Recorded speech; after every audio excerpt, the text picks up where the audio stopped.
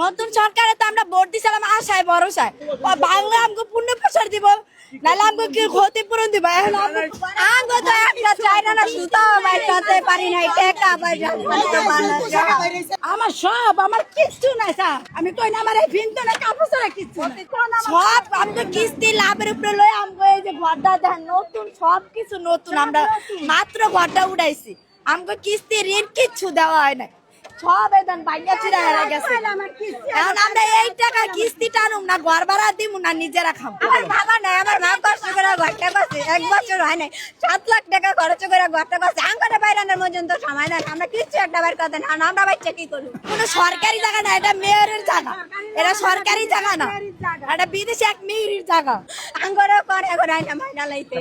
এটা সরকারি জায়গা না এটা গরিবেরা বিদেশি এক মেয়রের দান করছে না